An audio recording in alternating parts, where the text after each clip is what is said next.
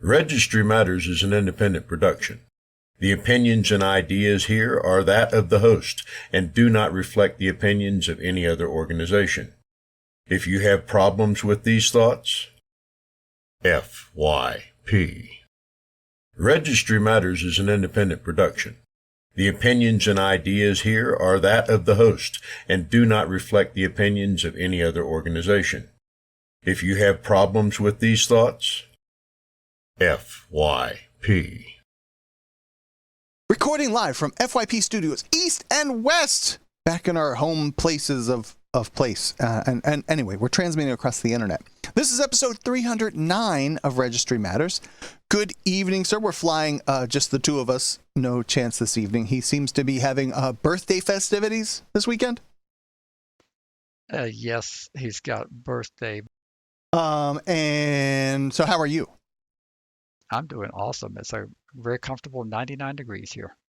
That's not too shabby. It's not terribly different here, to be honest with you. Hey, remember to show your support and hitting the like and subscribe button. Let's see if this thing will work over here. Where is that stupid button? There it is. Hey, press like and subscribe. Will it show up on the screen? Whatever. It's not showing up. It's trying. Oh, there it goes. And it's going to make the little sounds. Cool. Leave a 5-star review. Press like, subscribe on YouTube if you can. And if you want to, go over to your favorite podcast app and either leave a review or subscribe. That would be great. And then you'll get the podcast delivered auto-magically, as it were. And if you're feeling super generous, head over to Patreon and you can support the podcast. And that would also be incredibly valued. Now, with all that said, what are we doing this episode? We have a appellate decision from the 10th Circuit Court of Appeals out of Denver. And that one's going to be quite interesting, I think. To me, it was very interesting. We have a case that's breaking news, just came in this morning from Kentucky, and it's a district court decision dealing with PFR type issues. And I think you've indicated you want to talk about the Supreme Court's decision referred to as the Chevron deference. Is that right? I think so. Yeah, that would sounds like it could be a worthwhile conversation, kind of like an abstract-ish, you know? All right, and we have a letter from Robert, who's an insider. He asked a great question about plea agreements, and I know how much you love plea agreements. And then we received a submission from, I think, a practicing attorney on an issue you want to discuss about vehicle sales. And then we have Larry's general rules. Yeah, well, we're going to start with that one. So what is Larry's general rule for episode 309 of Registry Matters? Okay, this one, I don't know how much detail I'll have to go into, but I'll tell you the general rule, and then you can tell me if you need more detail. If you are employed as a police officer, I would say as a general rule, you should not file a false police report. But if you must file a false police report as an officer, don't file it with your own agency. Couldn't we extend that just a hair and go, don't file a false police report, even if you're just a normal kind of citizen? Well, yes, I don't encourage anyone to file a false police report, but there should be a little higher standard for officers who are wearing the uniform, have a badge, and have a certificate, law enforcement certification. You should not file a false police report, and certainly not with your own police agency. And what are going to be the ramifications of said officer filing a bogus police report with his own department or his own office, whatever that is? Well, in this particular instance, it was a rookie police officer in a small city here called Ruidoso. And he hadn't been on the force very long, and he did not report to work properly shaved. Command sent him home to clean up his face. And he did as he was instructed by command, but then as he was going to return to the station, he locked himself out of his apartment. And his body cam was inside his apartment. And he decided that going back to the station without a body camera after being sent home was probably not going to be the ideal circumstances. So he broke in his own apartment to get the body cam, and then he reported to his own police department that he discovered his door had been broken down.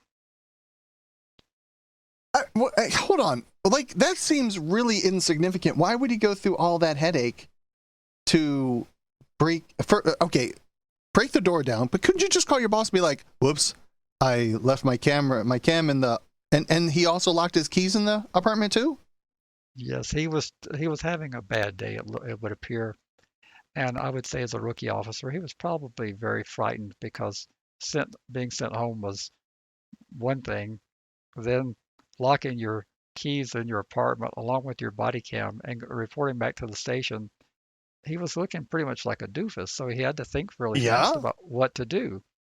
And at our age, he was a young guy, but at our age, I would have just fessed up and said, chief or whoever he's reporting to, I kind of goofed up. I locked myself out, and now I'm looking more goofier than I did to start with. But he broke the door, so now they've charged him with filing a false police report, which will Yeah. ultimately lead to likely the revocation of his law enforcement certificate, so he won't have a future career in law enforcement. And this was all over something silly, and it's too Yes. bad. Too bad that they would even charge him. I think just the embarrassment and the humiliation of what happened is enough punishment, but they've filed charges against him. Uh, okay. Well, okay. So don't file false police reports, especially if you're a police officer, especially in your own jurisdiction. I would say that would be a solid rule to abide by, and I would like to think that as a part of the academy training, that one of the things that they would hopefully emphasize would be the way you would use an interrogation and getting people to tell you is like, don't file a false police report. I mean, you got to tell me the truth because we can hit you up with filing false stuff. You would think that he would know the consequences of filing a false police report. So You apparently would think. he didn't take it very seriously, and now he's facing those consequences. Do you think that he would actually get prosecuted and beyond him essentially being fired and revoked from being a police officer? Like, would he receive? Is this a misdemeanor? Is this a felony? I didn't look that up. It's likely a misdemeanor, but Okay. he's not facing any jail time as a first-time offender. But it's still a prosecution. He'll have a criminal history. Of course. Okay.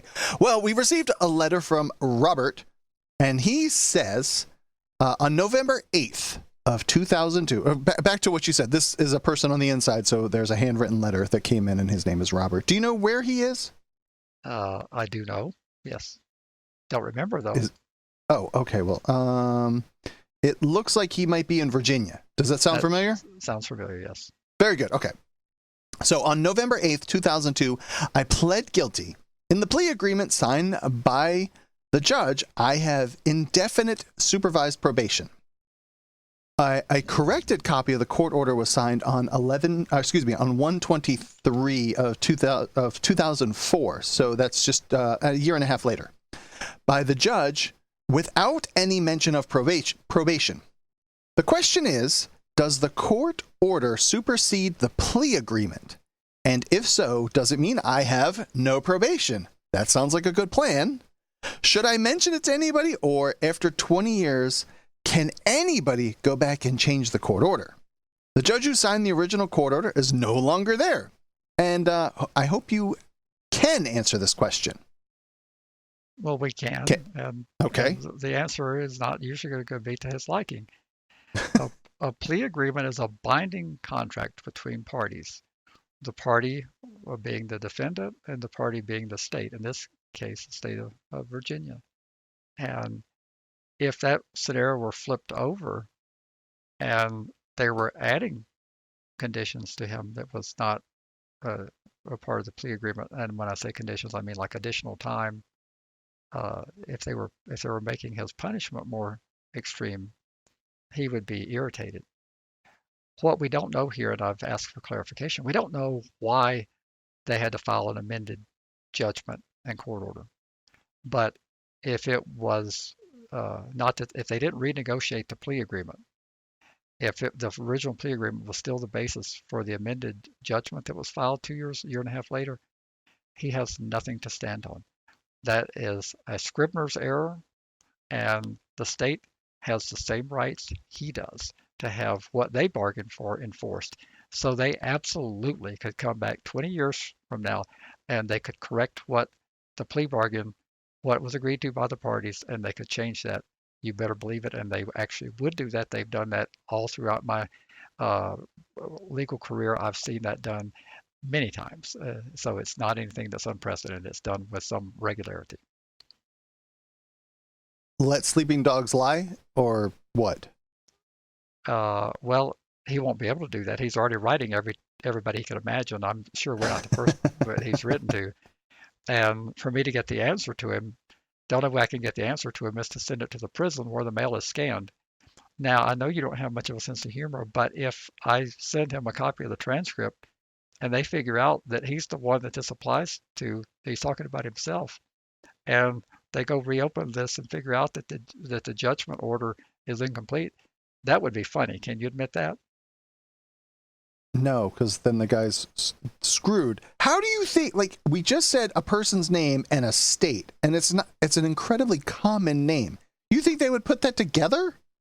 Well, no, I guess we gave dates. If I send the transcript with the scanning of what they do, the only way I can answer him, otherwise he doesn't get the benefit of the answer. If I send him the transcript, and if they read the transcript, and if they figure out that he's the submitter of the question, it wouldn't be hard to put it together, would it? No, especially if you send him his question back. But I was just thinking you'd send him the transcript. Well, I would, but if they go into great detail looking at this transcript, Can't imagine that they would do that, Larry. That's 20 pages or whatever, however big the transcript is. I can't imagine that they have that kind of time. well, lots of things you can't imagine happen, but it would be funny. At least admit that. Okay, it's funny. Yep. All right, let's move on. And Brian asks, funny how, like a clown, I amuse you? I like that plan.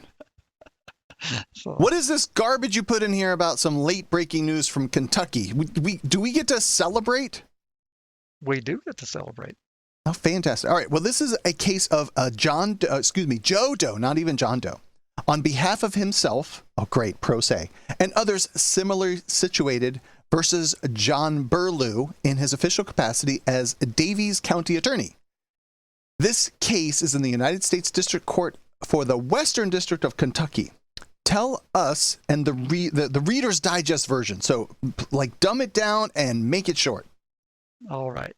So during the 2024 legislative session, the Kentucky General Assembly passed and the governor signed into law Senate Bill 249. This challenge law is added to the PR4 registration statutes and provides in relevant part that a registrant who has committed a criminal offense against a victim who is a minor shall not create or have control of an account on a social media platform unless the account displays his or her full legal name. And the section shall apply retroactively, meaning that every PFR would be subject to this, and any person who violates this section shall be guilty of a Class A misdemeanor for the first offense and a Class D felony for the second and subsequent offense. What did they claim? What did the Does make a claim against the Davies County Attorney, John Berlou? What did they make a claim against him?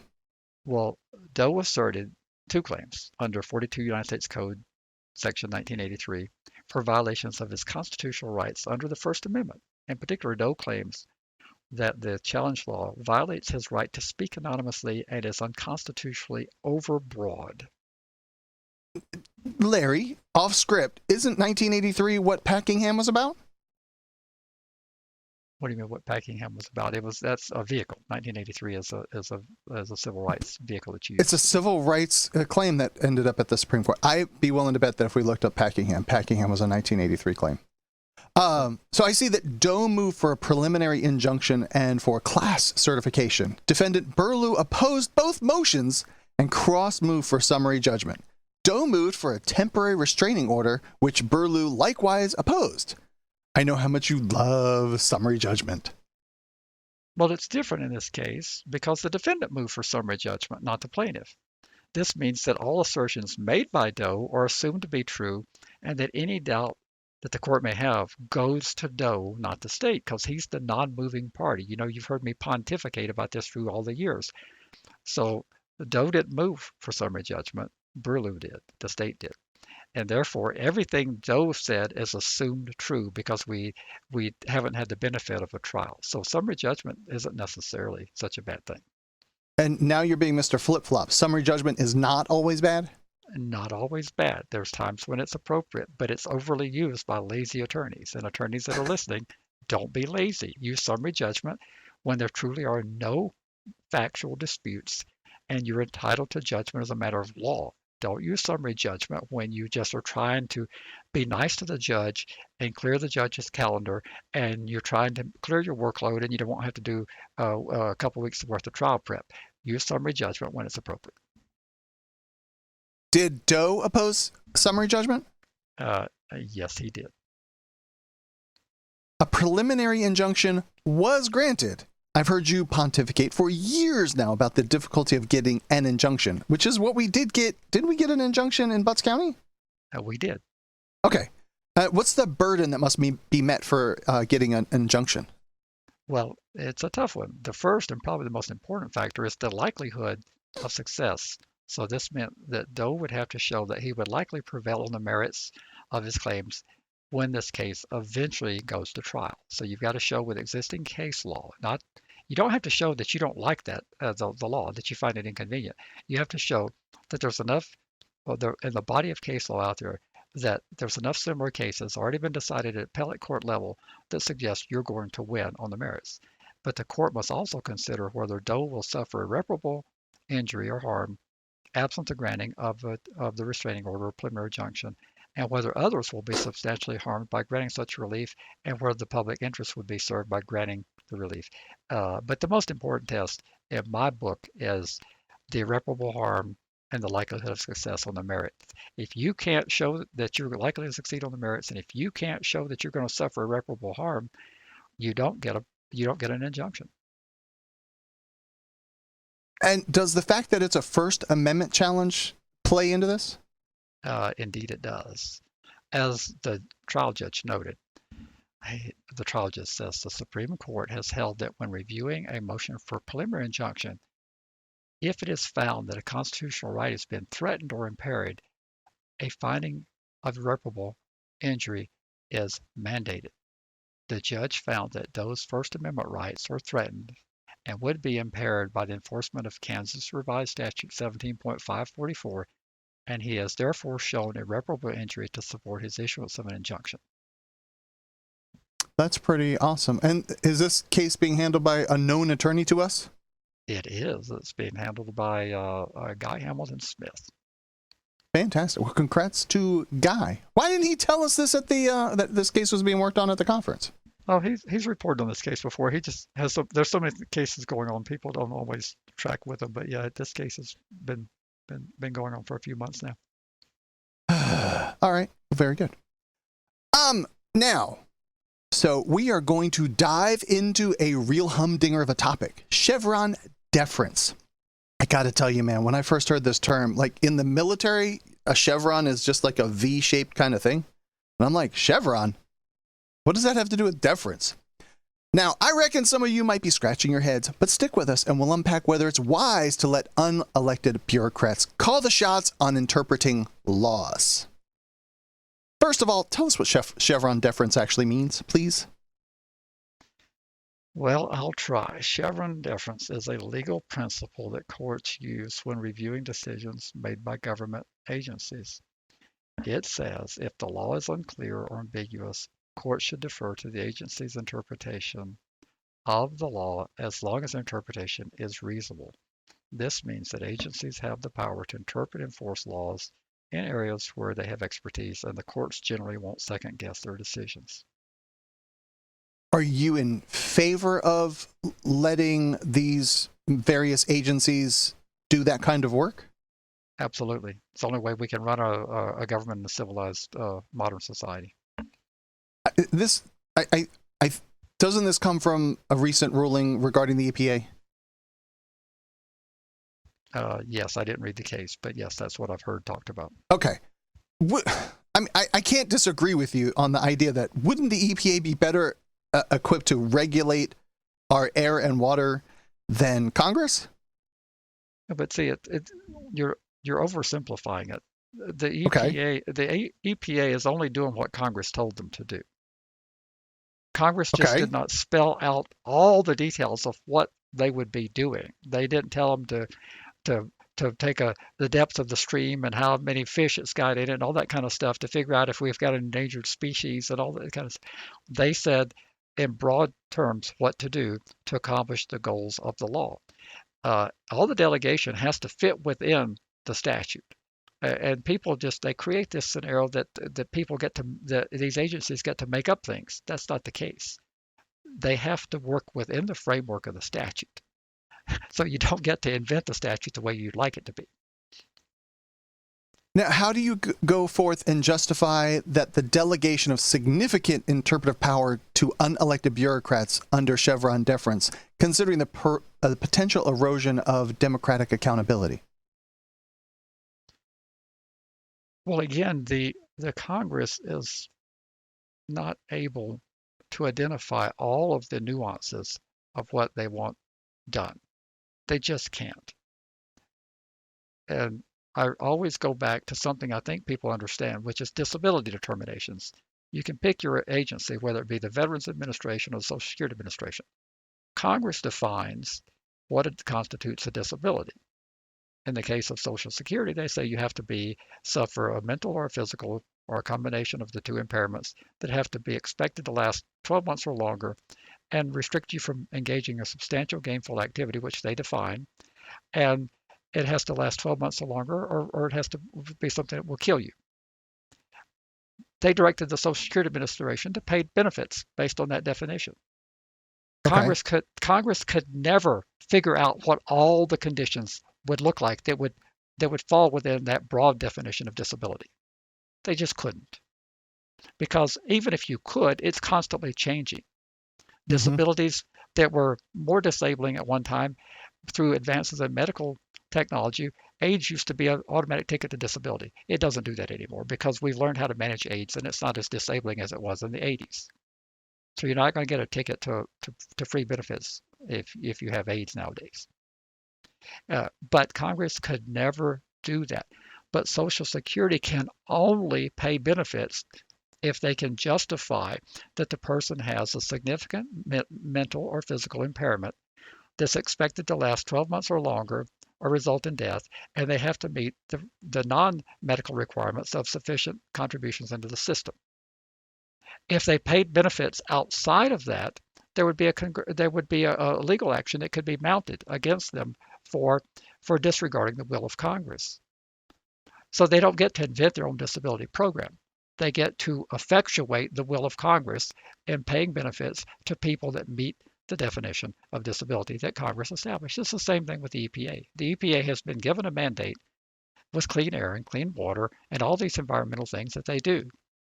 But if they go beyond that mandate, they can be reined in by judicial action. And this deference is only if it's an unreasonable interpretation. But if it's a reasonable interpretation, the agency's interpretation stands, and it would be the same thing with a disability determination. You can take your disagreement with Social Security to court if you choose to. If they deny you benefits, you can take it to the U.S. District Court. But in 95% of the cases that are taken to a federal judge about being denied disability benefits, the agency's determination prevails because the agency has medical staff, they have information that the Congress would never have had and that the court doesn't have. So the court's not going to say, well, I think I'm better determined to make it render a disability decision. They're going to back the Social Security Administration or the Veterans Administration in most of those cases. So that's what deference is all about. We couldn't run the government without it. You don't think that it undermines the judiciary in interpreting the law independently? No, because the judiciary can always do what they just did. If the judiciary finds that it's an unreasonable interpretation, the balancing factors are already in place. The judiciary can say this is an unreasonable interpretation of the statute. They can already do that. Do you think that I'm assuming like when a new executive, so these agencies happen both at a state and federal level. Do I have that right? Yes.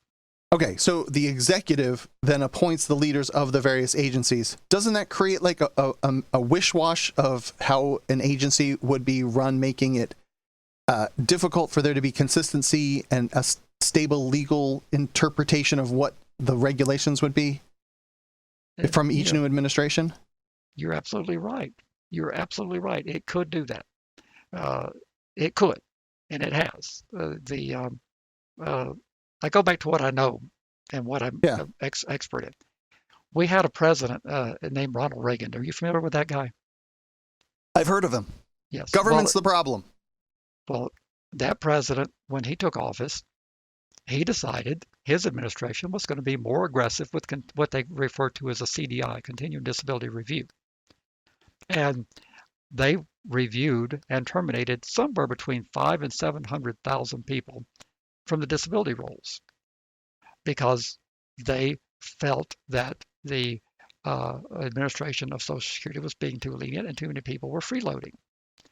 Congress struck back with a vengeance in 1984, and they suspended all disability reviews, and they tightened the requirements on the executive branch in terms of if a person was already determined to be disabled, that in order for them to terminate their benefits, they would have to show a new standard of medical improvement.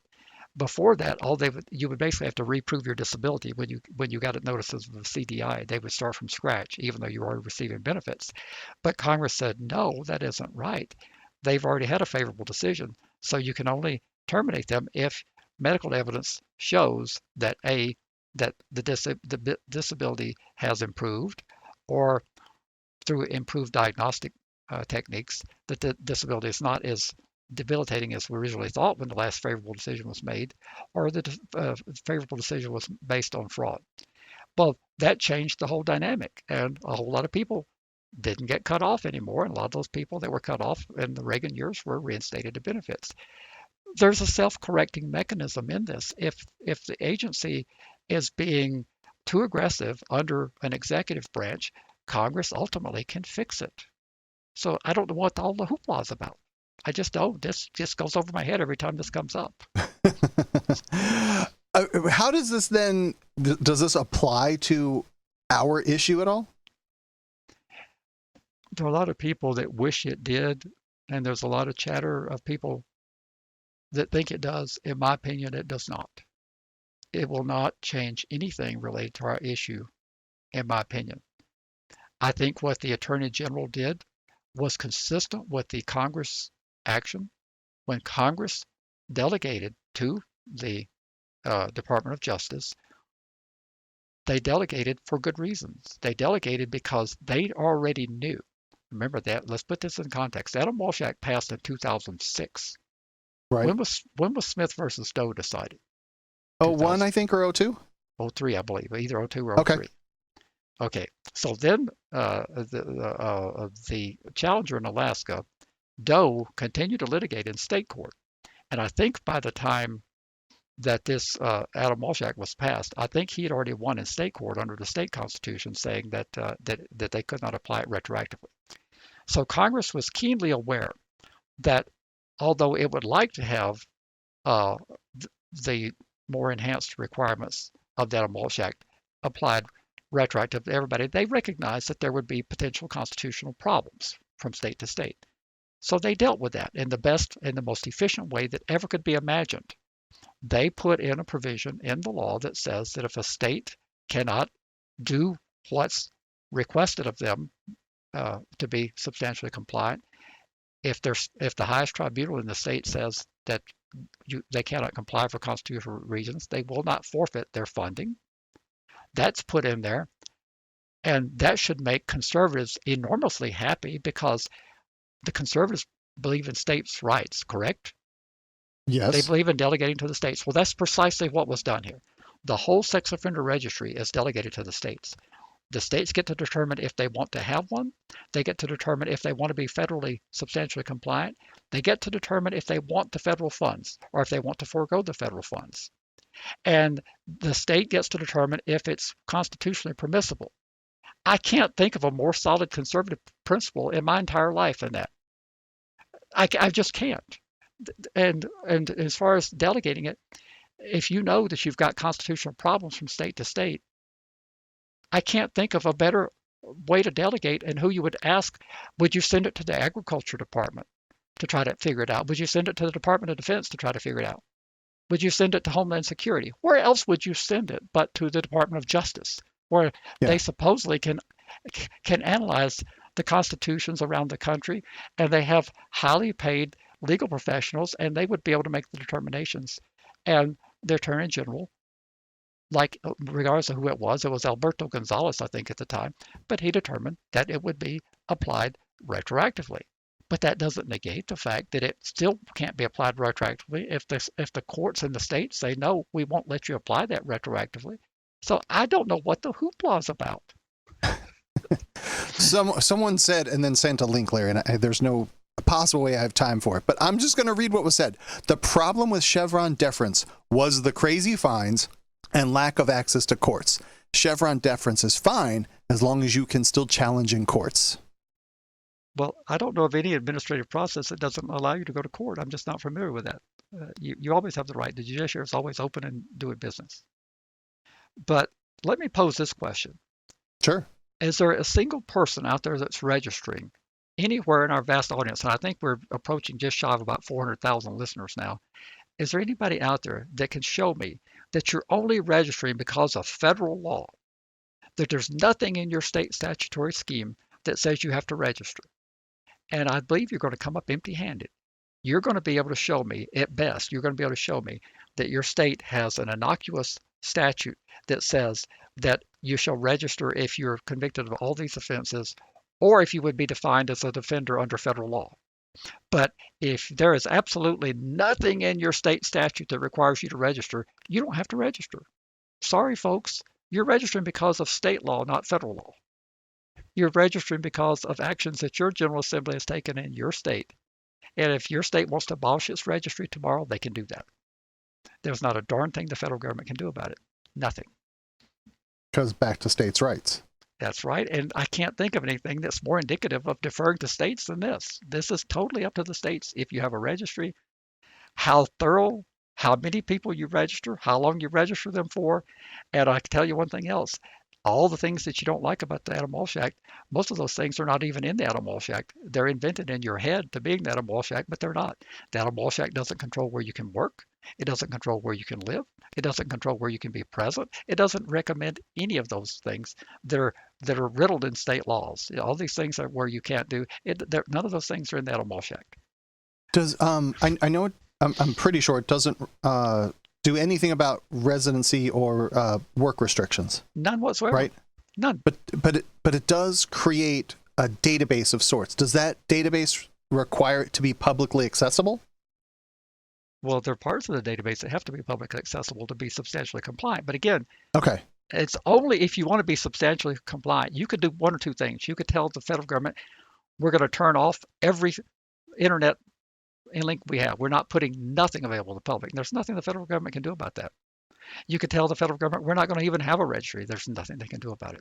You could tell the federal government that we're only going to register everybody for 10 years. You just wouldn't be substantially compliant. You wouldn't get your federal funds. But there's nothing they can do about it. And please, someone show me you're only registering because of federal law and there's no connection to your state whatsoever that covers you. I just don't think that such a person exists. Not even in Texas. People say, well, I'm registered because of federal law. I say, but yeah, because your state has interpreted that when you file your removal petition in Texas, they say, well, we've got a provision that says we can't remove you if you'd be defined as a sex offender under federal law. But you're not registered because of federal law. You're registered because of Texas, not because of federal law. There was a huge thread on the affiliates list that after this came out, whatever, 2-3 weeks ago or something like that, that everyone was like palpitating that this was going to end the registry or something like that. I've heard that and I don't understand it because I don't see it that way. And then I think it was Guy, but I'm not positive, that the way that he was reading it, saying that there's no ambiguity in it, or not no, but just very little that would be left to interpretation, the way that the EPA would have updated guidelines as to what qualifies as parts per million of this and that in your water. That is correct. There's very little ambiguity. The only ambiguity was in terms of the how to apply it retroactively. And they've made a brilliant provision in there for what to do with retroactive applications. So if a state truly would like to apply it retroactively and their highest tribunal says they can't, you don't get dinged for that. Very well. Are you a first-time listener of Registry Matters? Well, then make us a part of your daily routine and subscribe today. Just search for Registry Matters through your favorite podcast app. Hit the subscribe button and you're off to the races. You can now enjoy hours of sarcasm and snark from Andy and Larry on a weekly basis. Oh, and there's some excellent information thrown in there too. Subscribing also encourages others of you people to get on the bandwagon and become regular Registry Matters listeners. So what are you waiting for? Subscribe to Registry Matters right now. Help us keep fighting and continue to say FYP. Well, let's move along then. Let's go to this Colorado County can be held liable for some naughtiness by a sheriff. Is that right? Well, it was pretty naughty, I'll say that. Yeah, okay. So this is from the 10th Circuit. It's Hollis and Whitson as guardian ad litem. What is ad litem? Ad litem. I think that's a legal term in Latin for when you're not capable of representing yourself. So like a minor or incapacitated person, they'll have a guardian ad litem appointed by the court because that person being either too young or too incapacitated mentally, they need somebody to speak for them. So that's what a guardian ad litem does. I see. Okay. And so this add guardian ad litem for, oh my gosh, Peatinna? Piatina? Piatina Biggs, I think. All right, Piatina Biggs versus the Board of County Commissioners of the County of Sedgwick et al. What's this case about? Well, it has been alleged that Sheriff Thomas Hanna of Sedgwick County, Colorado, sexually assaulted an intellectually disabled prisoner while transferring her between county jails. The victim, Piatina Biggs, filed a civil rights under 42 United States Code 1983 and through her guardian ad litem, plaintiff Hollis and Whitson against Sedgwick County. The district court granted the motion of the county and the sheriff's department, the municipal defendants, to dismiss the complaint against them, reasoning that the county could be liable if only if the challenged conduct had been taken pursuant to a policy adopted by the official or officials, and Hanna's action were not pursuant to department policies, but in direct contravention of them. Yeah, I would hope so. That if those actions, if he took those actions, I would hope that they would be a direct contravention. Sheriff Hanna was then found liable by a jury in his individual capacity. Whitson appealed the dismissal of the claims against admissible defendants, which are legally equivalent to claims against Hanna in his official capacity. And this gets way over my head in terms of official and individual capacity, but we're going to muddle our way through it. All right. Well, then the court stated, because the district court dismissed the claims against the municipal defendants on the ground that the complaint failed to state a claim against them, we assume the truth of the factual allegations of the complaint. On August 10th, 2016, Miss Biggs was incarcerated in the Sedgwick County Jail. She is an adult with an intellectual disability. The jail was run by Sheriff Hanna, the highest-ranking law enforcement officer in Sedgwick County. Hanna told his deputy sheriff, Larry Nergbauer. Nergbauer? Okay. Well, anyway, Neuggebauer. The last part of that is definitely Bauer, but the Nergbauer. Anyway, so that guy, Sheriff Larry, so it's you, Sheriff Larry, that he was going to transfer Miss Biggs to the Logan County Jail using his personal vehicle. Hanna gave Miss Biggs her street clothes and ordered her to change into them. Deputy Larry knew it was highly unusual to have an inmate change into street clothes before being transferred. At about 12:15, he saw Sheriff Hanna load Miss Biggs, who was handcuffed, into the front passenger seat of his vehicle. That does sound strange, Larry. Well, it does indeed, but it gets even stranger. The court stated instead of transporting her to the Logan County Jail, Sheriff Hanna brought Miss Biggs to his home with a gun in his holster. He offered to pay her $60 to have sex with him. She refused. He then sexually assaulted her. His gun remained visible on a coffee table throughout the assault. After the assault, Hanna threatened Ms. Biggs that if she told anyone about what he had done, she would spend the rest of her life in prison. At about 12:51, he told the dispatcher that he was taking Ms. Biggs to the Logan County Jail. After driving there, he deposited $20 into her commissary account. Apparently, he reduced the previous offer of compensation from 60 to 20. Now, can you at least admit that that's funny? That's not funny. Well, then why are you laughing? It's not funny. It's just ridiculous. What was the naughty activity not worth $60? Did he have buyer's remorse, perhaps? I've heard that happens when people pay for these services. I've heard that sometimes they don't think it was worth what they paid. All right. While the assault was occurring, Deputy Larry drove past Sheriff Hanna's house on his way to and from his lunch break and saw Hanna's empty vehicle parked outside his home on both occasions. He reported the incident to the Logan County District Attorney's Office on August 22nd. Because of the threat by the sheriff, Miss Biggs had not reported the incident. The district attorney opened an investigation, and 2 days later, Hanna was criminally charged with sexual assault on an at-risk adult, sexual conduct in a correctional institution, soliciting prostitution, and first-degree official misconduct. Hanna was later removed as sheriff from office. This is really kind of out there bizarre. I don't know why you picked this one to cover tonight, Larry, but whatever. Well, because no one would believe this if we weren't reading this from the 10th Circuit. No one would believe. I mean, in all my 183 years now, I've never heard anything that is bizarre as this. But anyway, let's provide a little bit more background. Plaintiff Whitson filed a suit in the U.S. District Court for the District of Colorado against multiple defendants, including the municipal defendants and Sheriff Hanna in his individual and official capacities. After the district court granted the municipal defendant's motion to dismiss, the claims against Hanna proceeded to trial.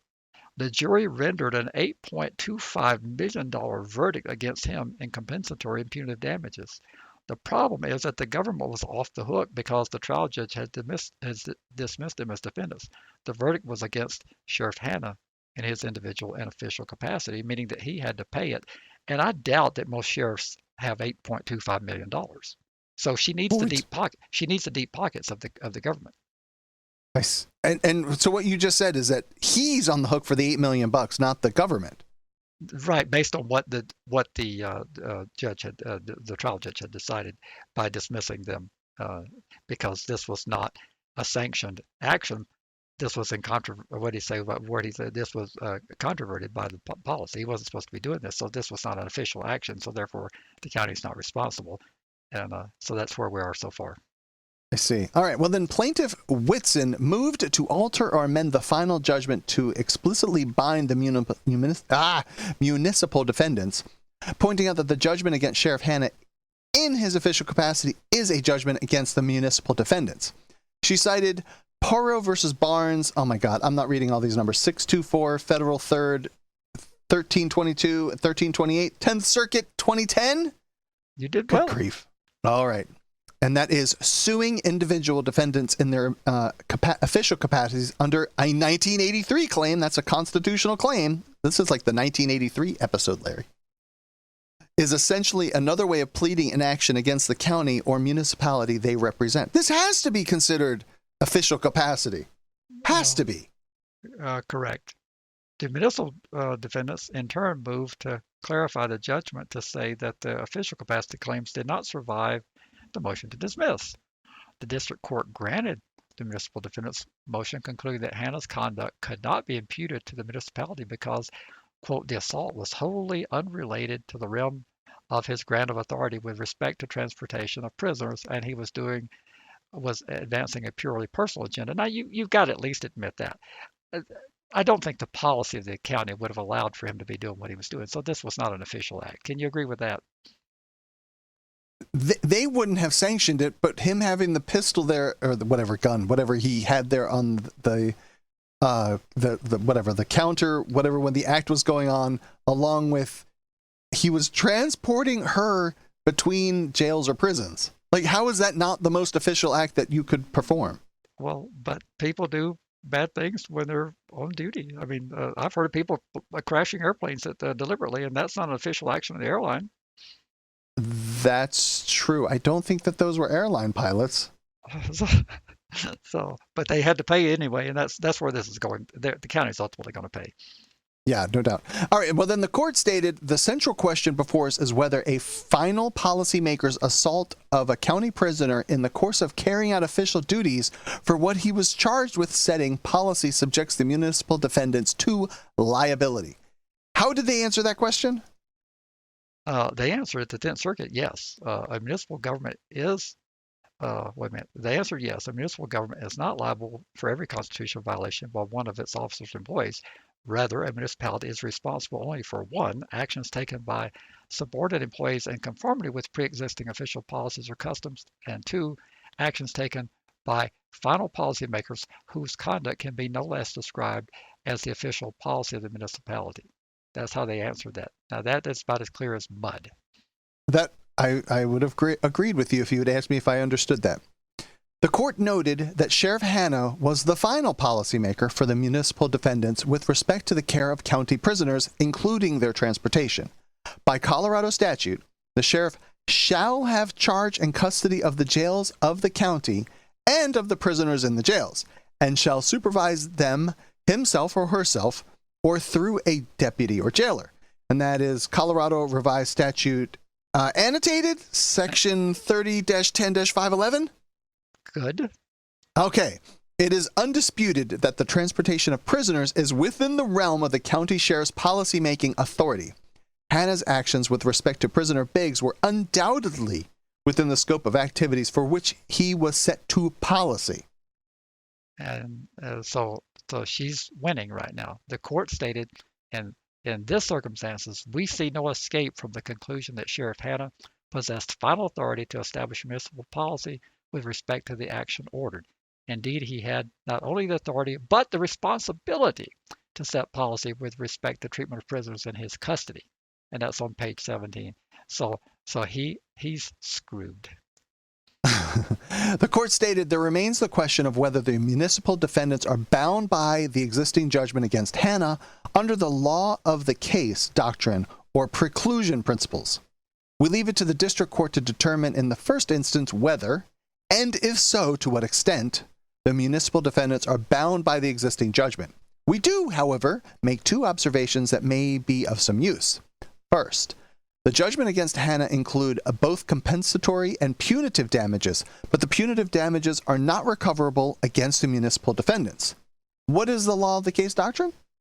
Well, since I'm not allowed, according to some of the people here that listen, to say what the law says, I'm gonna read it from the Cornell Law School. The law of the case doctrine provides that an appellate court's determination of a legal issue binds both the trial court and the court on appeal in a subsequent retrial or appeal involving the same case and substantially the same facts. The appellate court's holdings on the questions presented to it on a review become the law of the case.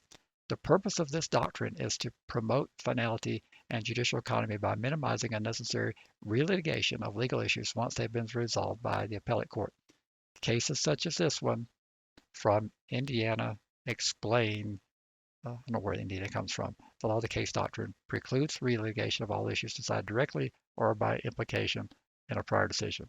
However, the court notes where new facts are presented upon remand that materially affect the questions at issue, the court upon remand may apply the new facts and that are subsequently found. So this seems to say that unless there are new facts, my interpretation is that the law of the case doctrine may be a factor, but this is being sent back to the trial court for further development. I noticed that in this, a judge dissented, Judge Phillips, he dissented. Is that relevant? Oh, it definitely is. If I'm the state, I'd rely heavily on that dissent, because ultimately, if the 10th Circuit forces Sedgwick County to be responsible for that $8 million judgment, you can hire a lot of lawyers for $8 million. And I would rely on that. And I would crank out a cert petition so fast to the Supreme Court. And I would say in this beautifully written dissent, it's obvious that the majority of the three-judge panel got this wrong. So two of the judges are wrong. And this is very brilliant. That's exactly what I would do. And that's what they likely will do. Judge Phillips stated, in my view, this is Judge Phillips speaking, not me. In my view, the district court got it right by concluding that the transportation of prisoners is within the realm of the county sheriff's policymaking authority. But the municipal defendants are not being sued because Mr. Hanna transported Miss Biggs. They are being sued because he sexually assaulted her. That is not within the policymaking authority of a county sheriff that a county sheriff has.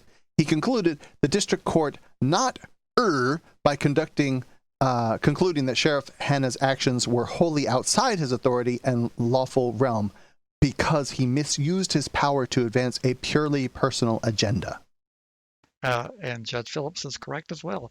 And this is going to be a fascinating case for me to see how it ultimately resolves, because the county is very small, populated, I think 2,500, 3,000 people, very small department. They don't have $8 billion unless they have an insurance fund, unless the Colorado Association of Counties or some similar entity is backing them. They don't have the money sitting around to pay this. So does the county cease to exist? Well, I don't know what you would do.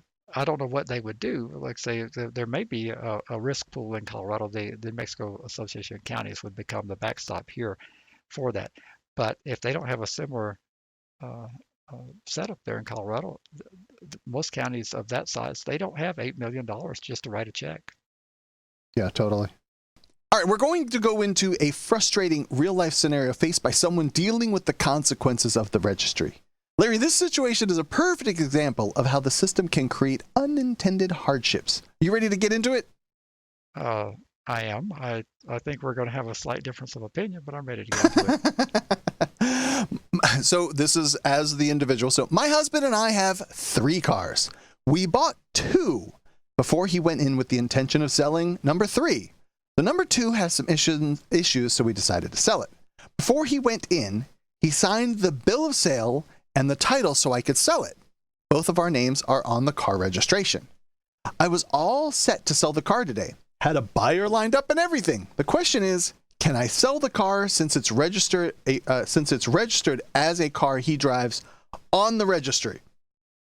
I think you have a short answer for that. And if that's a question there, then absolutely, you can sell the car. Being on the registry has nothing to do with being allowed to sell or buy a car. Okay, well then we will continue. I call the police department that handles registration. They say I can sell it all I want, but it cannot be removed from the registry in any way whatsoever other than by him appearing in person, not by me with a bill of sale and transferred title, not by a notarized document signed by him and brought in by me, his wife, not by him signing a power of attorney. No way whatsoever other than him appearing in person, which is currently impossible due to the fact that he's living in a cage. They said I could sell it, but it'd still be on there and he'd have to remove it when he gets out. Moving along. So if the buyer gets pulled over, it will pop on the registry, which I don't quite understand, but I understand the statement. If you get pulled over and they run the registration of it and they run your license, and that's going to trigger the registry office to see that the car is listed with someone that's a PFR? Well, see, this is an example of, hopefully I don't offend people. I usually do. This is an example of a person overthinking and creating a problem in their head that doesn't exist. You mean like snowstorms in Lawton, Oklahoma? This is even more creative than that. So we're dealing with 2 different things. Your PFR registration and your vehicle registration are 2 entirely different things. You go to something that simulates a motor vehicle operation to register your vehicle. It's called DMV or MVD in our state, but you go to do your registration there. When you register as a PFR, you're giving them nothing more than just data about your vehicle. You're giving them possibly a photograph if they want it. You're giving them the license plate number that's assigned to the vehicle. And I don't even know if they capture the VIN, but they're going to capture your information, your registration. as we talked about in pre-show, the registration is plate to owner, meaning that when you sell the vehicle, that plate doesn't belong to the purchaser of the vehicle, it belongs to you. So that plate, say it has JPL 567 as the numbers, that JPL 567 would pop up to a registrant if an officer got behind it and they ran that would be in the system as assigned to connected to a sexual offender on the registry. But since that's not going to be on the vehicle, that went with the seller. They kept that if they followed the process. The purchaser is going to have a brand new license plate that's going to have completely different numbers on it. So let me ask you this. How many times when you've been pulled over have you seen an officer run your VIN? I can't say that I ever have, but it's been a long time since I've been pulled over. But I don't think I ever remember the person like coming with a flashlight and looking in the little corner of the windshield to try and get the 25-digit thing, whatever it is. Well, as technology has evolved, now they have these hand scanning devices. If you take your car to get the service done or to a body shop, or you notice they just scan it and it clicks up on their screen the information about the car, the make, the model, and the stuff. They can do that. But I have not seen an officer scan a VIN when someone's pulled over. Now, with our vast audience, maybe someone has, but they're not going to connect that to the registrant. When the vehicle is sold, you're going to file a notice of cancellation of registration with your motor vehicle department. If you're not going to put that license plate on another vehicle, you're going to cancel the plate.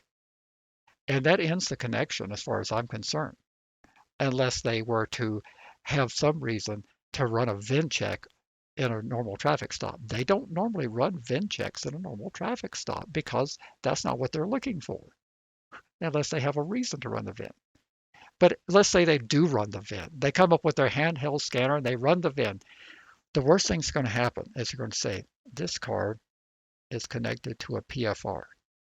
Were you aware of that? And the person's going to say, what? Yeah, it came up, it flashed up on our computer. So you're not any way connected to this person that's on the registry. No, I bought this car 2 weeks ago. Okay, have a great day. That is the worst thing that I can ever fathom that would happen. So for a person to spend hours and hours calling everybody about an imaginary problem is beyond what I can comprehend. I would never have thought about calling my PFR registration officer to ask about selling a car. It would never have entered my mind. So. All right, well, let's move along. I then call our state capital and talk to the state organization that runs the registry. They tell me I can sell it all You've been listening I want. to F. Y. But the buyer won't be able to register it with the DMV because it will come back as not clean to be sold because it's listed on the registry. So it's impossible for me to sell it because who's going to buy a car? They can't register with the DMV. Well, so I go ahead. And there's the problem right there. You notice what she said. I called the state office that runs the registry. She didn't say I called the motor vehicle office because she wouldn't have got this answer from motor vehicles. I'm with you there. They could care less about that. So I ask her in all seriousness, what do you do when someone is in custody for years? What if it was 2 years or 3? There's literally no mechanism for me to sell a car with his name on it. She said again that I could sell it, but the buyer can't register it. So I can't sell it. The DMV registration on the stupid thing expires this month. I wanted to not have to smog it, which I guess is do the emissions inspection, register it and insure it. I'm stuck paying for 3 cars until he gets out, only one of which I'm driving. Well, my thoughts are very clear that I think you've created a scary scenario in your head. I don't think that there's any problem here selling the car. I don't think it's that you're going to have the difficulty you think you are. We sell the car, cancel the registration with the motor vehicle department. Don't worry about the sexual offender registration office. That'll take care of itself. When he gets out, he can update all the cars when he goes in. They'll ask him, what are you driving? We have this car on file. No, I sold that. That one's gone. I don't have that one anymore. He can take care of that. But she will have no trouble selling the car, and the person will have no problem registering the car, in my opinion. If it turns out that I'm wrong, she can come on the show and she can say, you're the nuttiest fruitcake. I could not. The person bought the car, and I had to give them their money back because they couldn't register it. But I don't see a problem here. I think she's invented a problem in her head. In chat, the biggest mistake people make is asking cops what the law is. I think that's a fair point. It is indeed. One other thing that I want to add, so in another comment that someone wrote on this, I've been through this in Florida, but a little bit of a different situation. I bought a new truck cash. When the salespeople were trying to register the new truck in my name, it said in big red letters on the DMV screen, truck cannot be registered because this person is a PFR and has to register in person. After several calls to my lawyer and the state and the DMV, I was finally allowed to leave with my new truck I paid cash for, only after being humiliated for several hours. That's in Florida. Well, I guess I said that at the beginning. I can't speak to that, but you know, it's a courtesy and convenience to buy something from a dealer and have to register it. I actually resent that. I prefer when I'm at the dealership and you tell me I can't. Here's the way it irritates me. They say, well, we can't register it for you until you show us you got proof of insurance. I said, well, I don't need to prove a damn thing to you. That's a state obligation. Well, we can't register it until you show proof. I said, well, just give me my paperwork and I'll go register it myself. Okay. So it's all in how you look at things. I don't see a problem with that. Gotcha. Well, I don't have anything else on anything here. Is there, we're over time already. Do you want to cover anything else before we skedaddle?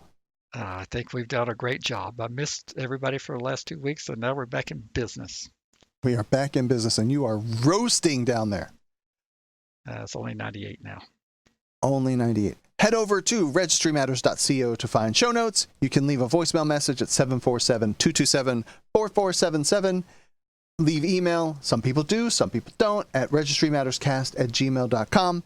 And of course, if you'd like to become a patron, we would so very much appreciate it. And that's at patreon.com/registrymatters. I don't have anything else, Larry. I hope you have a fantastic weekend, and I will talk to you soon. Have a great night. Good night. Good night, everybody in chat. Thank you guys for coming out. Bye. You've been listening to FYP.